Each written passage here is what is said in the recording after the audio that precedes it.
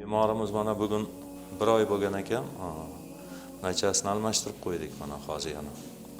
Endi shu operativ davoga tayyorlanyapti.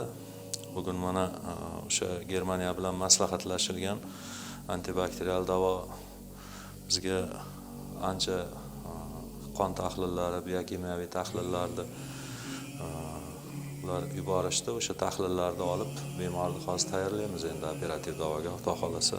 Bunaqa bemorlar juda ko'p. Shu bizni ularga eng qulay tarafi yo'l azobidan qutuldi-da bemorlarimiz. Mana hozir shu yerda almashtirib qo'ydik hammasini, yordamlar ko'rsatildi. Endi qon tahlillarini olib, Xudo xolasa buni operativ davoga tayyorlaymiz. Assalomu alaykum. Aziz saxovatpesha aka-uka, opa-singillar. Men Toshkent viloyati Bekobod tumanidanman. Zokirov Burxon, sizning familiyam. O'zim ana shu 11 yildan beri, ya'ni 2014-yildan beri har ikkala buyrak, quviq, siydik-naylar tutilishi, hormonda kasalligi bilan kasallanganman. Bu kasallikni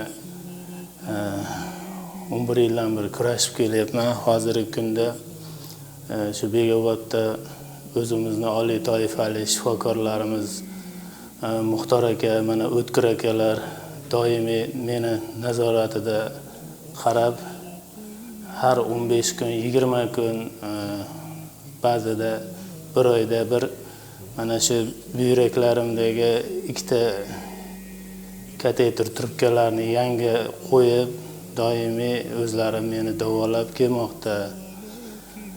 Endi hozirgi kunda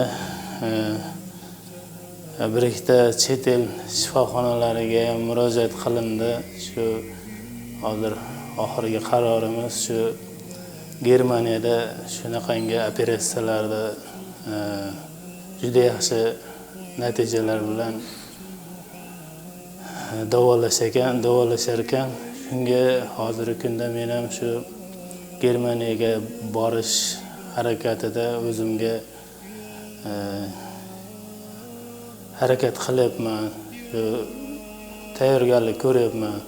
Aziz saxovatpesha aka-ukalar, men mana shu Germaniyaga borib shu operatsiyani o'tkazib sog'lom hayotga qaytishim uchun ozmi ko'pmi moddiy tomonlama hamda duo tomonlama meni qo'llab-quvvatlab sog'lom hayotga qaytishim uchun qo'ldan kelgancha yordam qilsalaring, men ham har doim sizlarning haqlaringga duoda bo'laman.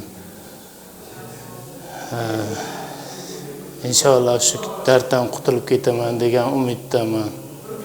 Hozir mana shunaqa holatda, bu har kuni shu holatda har 15-20 minutda shu xaltani to'kaman 11 yildan beri. Endi Xudo xolasa sizlarning yordamlaring bilan qutulib ketaman degan umiddaman. Sog'lom insonlar qatoriga qo'shilib, meni ham shu doimiy yaxshilik qiladigan insonlar qatorida bo'lishim nasib qilsin. Iltimos, agar imkoni bo'lsa,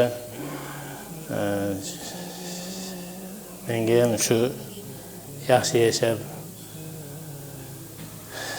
sog'lom inson bo'lishimga o'z hissalaringni qo'shsalaring degan umiddaman. Hammalaringga rahmat. Alloh rozi bo'lsin. Tan jonlaring sog' bo'lsin. Hech kim kasal bo'lmasin. Barcha bemorlarga Alloh shifo bersin. Rahmat.